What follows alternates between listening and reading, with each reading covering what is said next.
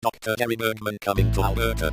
The Creation Science Association of Alberta is delighted to announce that biologist and long-time creation apologist Dr. Jerry Bergman has agreed to speak at our Creation Weekend October 14 and 15, 2011. Dr. Bergman is a well-known author and speaker on creation issues.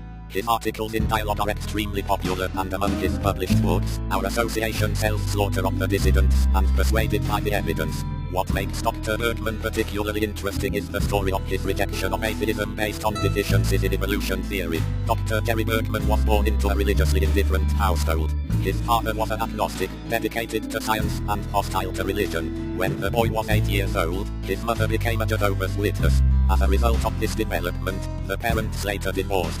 Jerry and many relatives on his mother's side all became witnesses. In time, at university, the young man became disillusioned with the Jehovah's Witnesses, and he then embraced the atheism of his father. During this time, he met many big-name atheists including Madalyn Murray O'Hair. He published in several atheistic journals, the last time in 1977. By this time he was an assistant professor in the Department of Educational Foundation and Inquiry at Bowling Green State University in Ohio. Shortly after 1977, Dr. Bergman began to wonder about the validity of the atheistic position. He concluded that their writings were very biased and inaccurate. Furthermore, atheist advocates were very defensive, unwilling to engage in real discussion about the issues. Dr. Bergman felt that he had seen the same pattern among the Jehovah's Witnesses.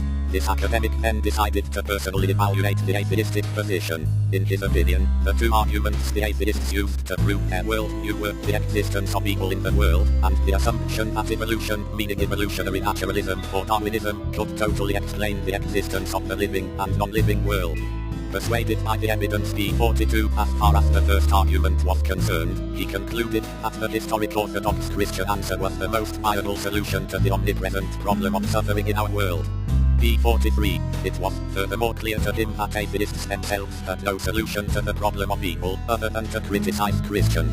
About 1978, Dr. Bergman then began to research the main arguments in favor of evolution.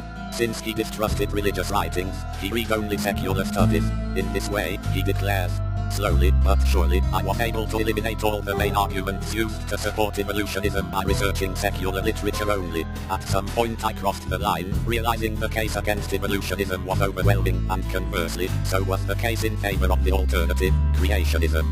p. 44/45. Eventually, after examining the three main world religions, he came to the conclusion that historic Christianity was true.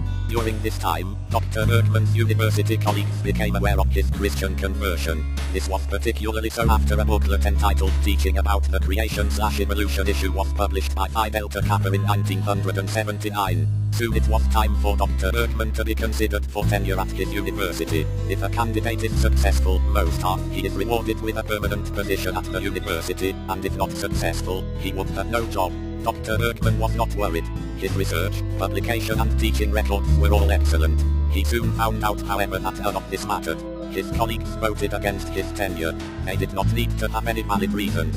During depositions for a subsequent court case on the matter, it transpired that his colleagues did not like the fact that he was a Christian. This is not a valid criterion for tenure considerations, but that did not matter. One colleague even cultivated Dr. Bergman's friendship for the sole purpose of betraying his confidences. Various appeals were lost, and Dr. Bergman was indeed out of a job. The criterion p. 68/69, his wife decided that she did not like Christian values, nor unemployed Christians, and a divorce followed, which Dr. Bergman adamantly opposed. As a result, secular institutions refused to consider Dr. Bergman because of his Christian views, and conservative Christian institutions refused to consider him because he was a divorced man. Eventually Dr. Bergman obtained a position at Northwest State College in Ohio. He has taught science there for 25 years. During that time Dr. Bergman has continued as a very active participant in the community of scientists supportive of the creation model. He does not regret his intellectual journey, which has taken him far from his roots. This was a case where an inquirer found secular attitudes and conclusions to be inadequate. Thus he declares, eventually after much study, I came to accept Orthodox Christianity. When I began my quest, I had no faith in religion, only a set of very negative experiences with it.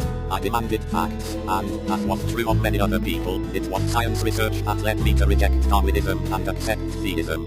FortWayne.com 18/06. Dr. Bergman's expertise and experience are certain to prove of great interest to many. Be sure to reserve these dates to hear Dr. Bergman and to tell everyone you know about this event.